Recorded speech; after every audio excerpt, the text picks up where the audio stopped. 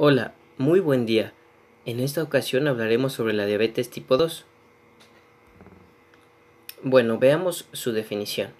Es un desorden metabólico que resulta de la incapacidad del páncreas para producir suficiente insulina, o bien los músculos y las células de los tejidos se vuelven resistentes a la insulina y son incapaces de usar apropiadamente la misma. Ahora observemos su prevalencia.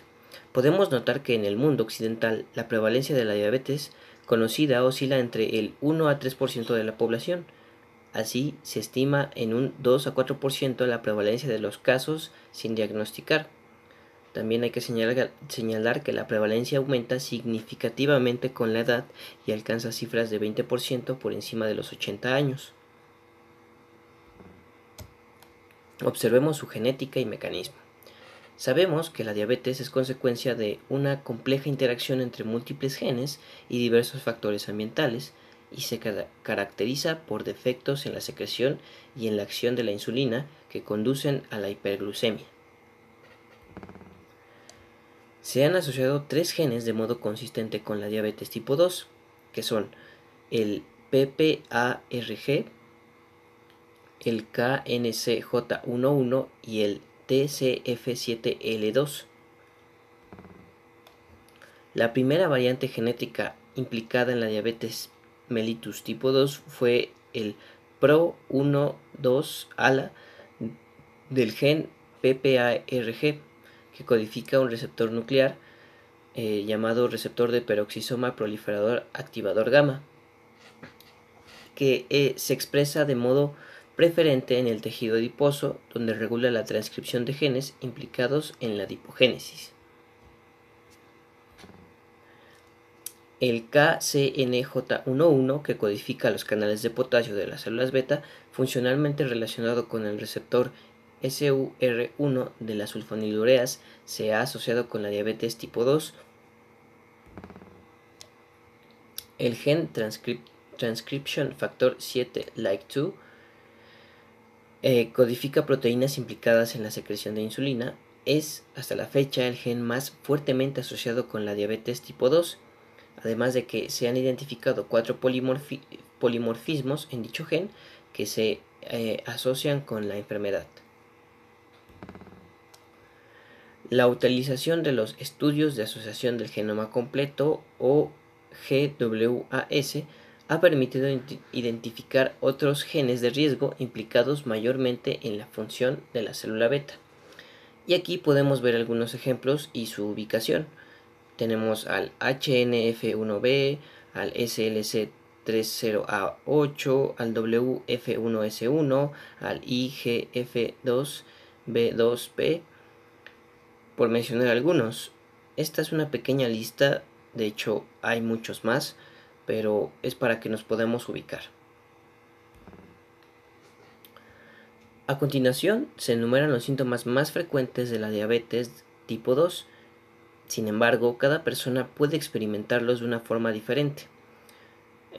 Los síntomas pueden incluir infecciones frecuentes que no se curan fácilmente, niveles altos de glucosa en sangre, que recordemos que los valores normales de glucosa en sangre van de 70 a 115 a 120 miligramos sobre decilitro, esto es en ayunas.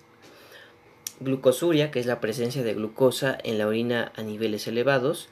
Polidipsia, que es la necesidad exagerada y urgente de beber, que suele ser patológica. Poliuria, que es la excreción muy abundante de orina. Polifagia, que es la sensación imperiosa e incontenible de hambre. La pérdida de peso, la visión borrosa, las náuseas, el cansancio y debilidad extremo, además de una piel reseca con comezón. Ahora veamos cómo es que se diagnostica esta patología. El diagnóstico de la diabetes tipo 2 se realiza por medio de los criterios establecidos por la Asociación Americana de Diabetes. Tenemos 4 pruebas diagnósticas. La primera es la glucosa plasmática en ayuno, que debe ser mayor de 126 miligramos sobre decilitro, lo que equivaldría a 7 milimoles por litro. Y bueno, aquí es cabe señalar que el ayuno se define como no haber tenido ingesta calórica en las últimas 8 horas antes de realizar esta prueba.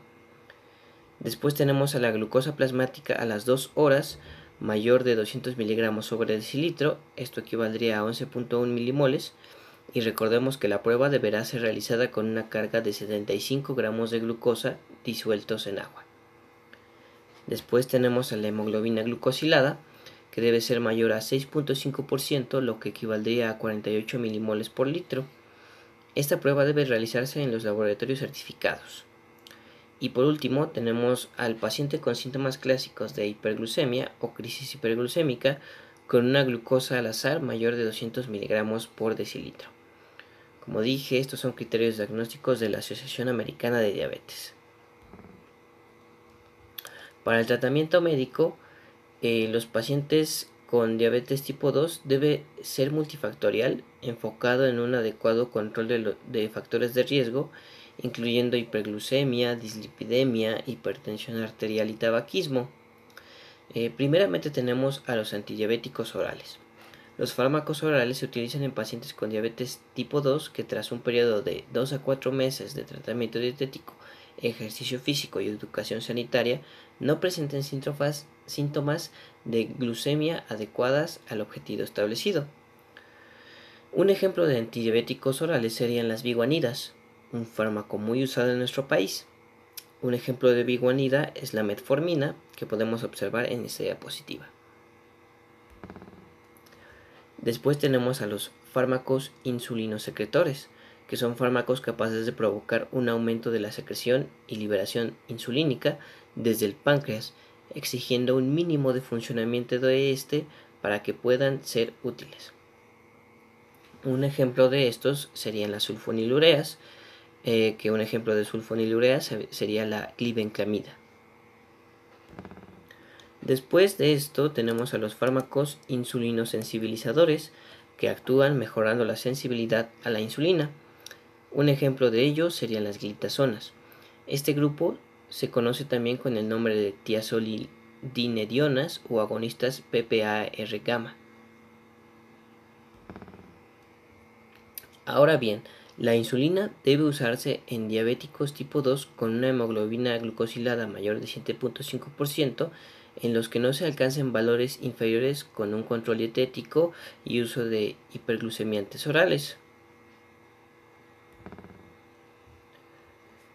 Bien, ahora pasemos al tratamiento nutricio.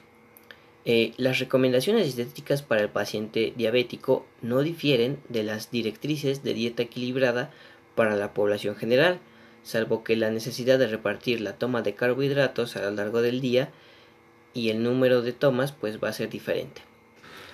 Con ello tenemos que el reparto calórico recomendado en diabéticos es de un 10 a un 15% de proteínas de alto valor biológico, o sea, proteínas de origen animal, de un 55 a un 60% de hidratos de carbono, que deben ser mayoritariamente complejos, como el pan, las leguminosas, la papa, el arroz, las pastas, claro, disminuyendo el aporte de los hidratos de carbono simples, que un ejemplo de ello sería el azúcar de mesa y productos industrializados como podrían ser refrescos o bebidas enlatadas. Y un 20 a 25% de lípidos.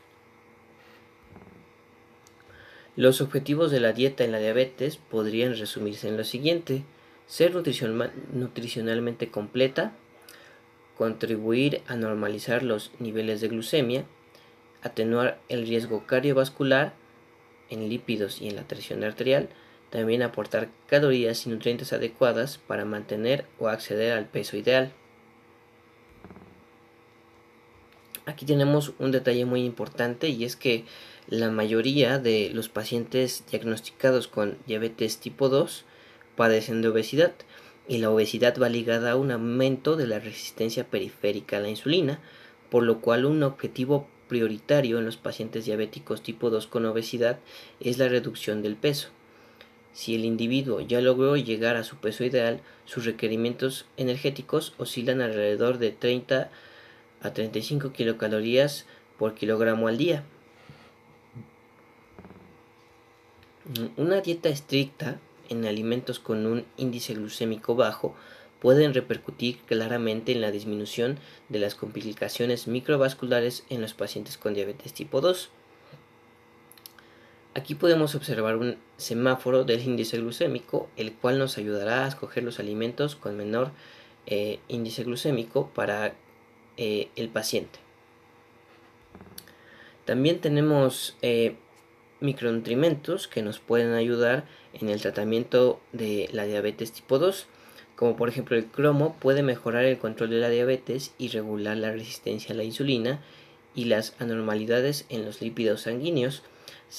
La cantidad sugerida de consumir cromo al día es de 1000 microgramos por día. Ejemplos de alimentos en los cuales los podemos encontrar pues son el tomate, el brócoli y los cereales integrales.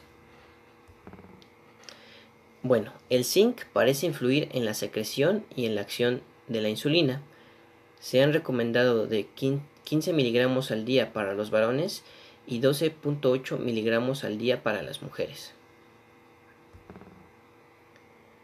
Bien, esto ha sido todo por el día de hoy. Espero haya sido de su agrado y agradezco mucho su atención.